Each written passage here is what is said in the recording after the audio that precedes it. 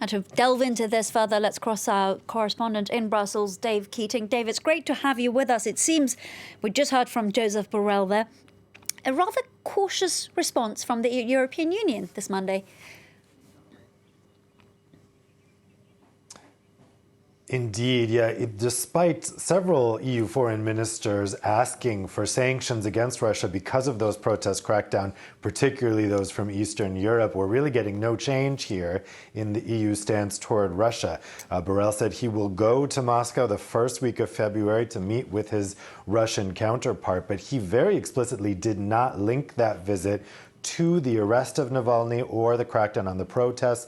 When asked, he said he would like to meet with Navalny, but he didn't volunteer that idea himself, and he didn't say it would be a requirement of his visit. I have a feeling that several countries, particularly the Baltic countries, for instance, are not going to be happy with this EU stance. But it seems at this point, they don't want to majorly escalate tensions with Russia in response to those protests or the Navalny arrest, but that could change depending on the images we get coming out of Russia in the coming days. This was a long discussion by foreign ministers. I'm told it was a relatively heated discussion.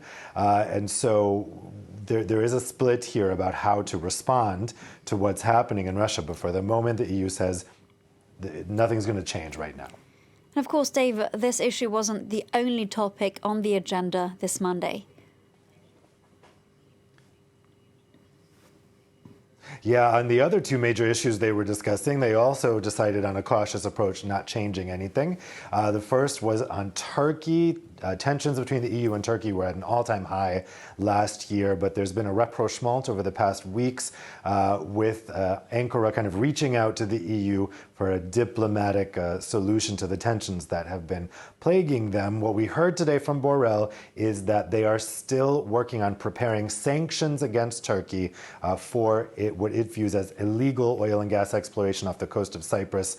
Though that is going to go ahead, that decision at least, at the European Council in March. Nothing's going to stop there despite the softening of tone from Ankara, but he said they are taking note of the new diplomatic outreach from Ankara. At the same time, preparations for sanctions against Turkey are proceeding. On the other issue, they discussed the UK's decision not to give diplomatic recognition to the EU's ambassador in London. That has enraged people here in Brussels and in national capitals across Europe. The foreign ministers were pretty uniformly distressed about that decision by the UK.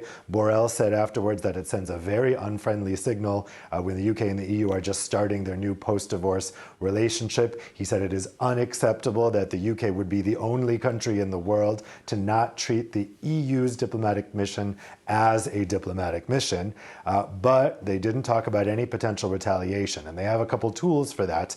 The Trump administration actually refused to recognize the EU's ambassador as a diplomat, and in response, the Commission never invited the US's ambassador to the EU to the Commission for the whole time he was there. So there are things that the EU can do in response, but it seems that for them now, they're hoping to resolve this quietly and diplomatically with the UK.